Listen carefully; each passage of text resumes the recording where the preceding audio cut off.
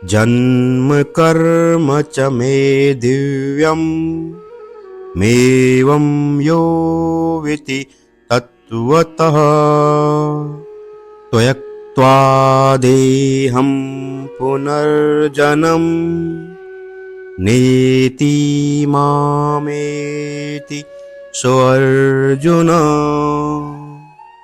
भगवान श्री कृष्ण कहते हैं, हे अर्जुन, मेरे जन्म और कर्म दिव्य हैं।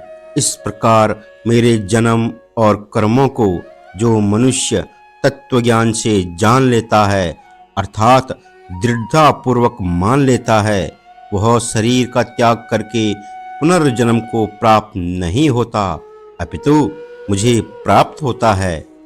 दोस्तों, श्रीमद् भगवद गीता के चौथे अध्याय में भगवान श्री कृष्ण ने अर्जुन को अपने दिव्य जन्म और कर्म की महत्ता समझाते हुए यह बताया है कि जो भी व्यक्ति उनके जन्म और कर्मों की दिव्य प्रकृति को समझ लेता है, वह पुनर्जन्म के चक्र से मुक्त होकर उनके परम धाम को प्राप्त होता है। यह श्लोक न केवल गीता का एक गूढ़ तत्वज्ञान प्रकट करता है, बल्कि यह आत्मा की मुक्ति और ईश्वर के स्वरूप को समझने का एक दिव्य मार्ग भी प्रदान करता है। भगवान श्री कृष्ण के जन्म और कर्म साधारण मानव की तरह नहीं हैं। उनका जन्म धर्म की स्थापना, अधर्म का विनाश और धर्मात्माओं की रक्षा के लिए होता है। इसे समझना मात्र सांसारिक दृष्टि से संभव नहीं, बल्कि आध्यात्मिक दृष्टि और भक्ति के माध्यम से ही इसे समझा जा सकता है। जब व्यक्ति यह जान लेता है कि भगवान का जन्म और उनके कर्म सांसारिक कारणों से परे हैं और वे केवल धर्म की पुनर्स्थापना के लिए हैं, तो वह व्यक्ति ईश्वर के दिव्य स्वरूप का साक्षात्कार कर पाता है। भगवान श्री कृष्ण कहते हैं कि उनके कर्म लोक कल्याण के लिए होते हैं।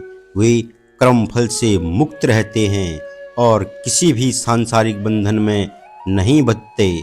इस सत्य को जानने वाला व्यक्ति भी कर्म करते हुए कर्म बंधन से मुक्त हो सकता है। यहाँ पर भगवान हमें संदेश देते हैं कि जीवन में कर्म करते हुए ईश्वर की शरण में रहना और उनकी दिव्यता को समझना ही वास्तविक ज्ञान और मोक्ष का मार्ग है। जब कोई मनुष्य ईश्वर के जन्म और कर्मों की दिव्यता को अपने हृदय में बसा लेता है, तो वह अपने जीवन के समस्त पापों और जन्म मरण के चक्र से मुक्त हो जाता है। यह मोक्ष की अवस्था है जहाँ आत्मा अपने शाश्वत स्वरूप को प्राप्त करती है। यह शाश्वत स्वरूप भगवान के परम धाम में निवास करना है, जो आनंद, शांति और ईश्वर के सानिध्य से परिपूर्ण है। दोस्तों, इस श्लोक के माध्यम से भगवान हमें यह भी बताते हैं कि ईश्वर का चिंतन और उनके स्वरूप का ज्ञान व्यक्ति को सांसारिक मोह माया से दूर ले जाकर आध्यात्मिकता की ऊंचाई पर ले जाता है। इस मार्ग में भक्ति, ज्ञान और विश्वास का बड़ा महत्व है।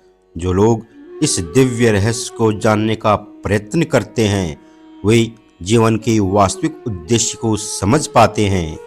अतः यह श्लोक हमें न केवल ईश्वर के प्रति विश्वास को बढ़ाने की प्रेरणा देता है, बल्कि यह भी सिखाता है कि भक्ति और ज्ञान के मार्ग पर चलते हुए हम अपने जीवन को दिव्यता से जोड़ सकते हैं और अपने अंतिम लक्ष्य को प्राप्त कर सकते हैं।